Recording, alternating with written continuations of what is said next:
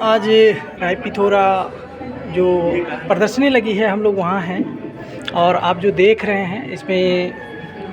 जो देवी महामाया है वो लेटी हुई हैं और जो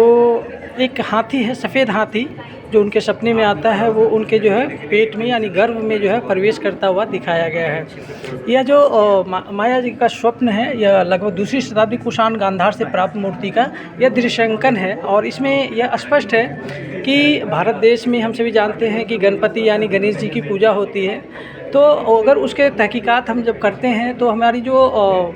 हमें जो ज्ञात होता है कि भगवान बुद्ध का भी जो स्वरूप है वो गणेश के रूप में ही है और इसलिए वो हाथी के रूप में अपनी माँ के पास जो है गर्भ में प्रवेश कर रहे हैं। यह दृश्यांकन यही दिखा रहा है और इससे ये तथ्य साबित होता है कि भारत में जो गणपति पूजा है या गणेश जी की पूजा है या गणेश चतुर्थी होती है, उसका संबंध कहीं ना कहीं जो है भगवान बुद्ध से ही जुड़ा हुआ है और भगवान बुद्ध का जो स्वरूप है, बचपन का स्वरूप है, वो गणेश के रूप में है, जो कि उनकी माँ के गर्भ में वो प्रवेश कर रहा है। वो यहाँ दिखाया गया है, स्पष्ट रूप से दिखाया गया है कि जब माँ देवी महामाया सो रही थी तो उस समय जो है सफ़ेद हाथी उनके गर्भ में जो है प्रवेश करता है। और हम सभी ये भी जानते हैं कि जो वैवाहिक कार्यक्रम भारत में होते हैं, भारत के किसी भी भाग में होते हैं, तो उसमें जो है लोग जो है अपने घर के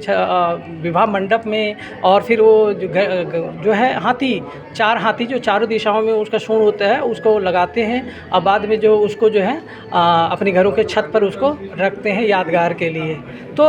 हाथी का जो संबंध मनुष्य के साथ है, एक तो जो सांसारिक संबंध है वो तो है ही है, लेकिन एक भगवान के रूप में भी है, देव रूप में भी है। वह चीज़ हमें इस चीज़ में, इस दृश्यांकन में देखने को मिलता है। धन्यवाद। धीरज कुमार निर्भय, दिल्ली विश्वविद्यालय से।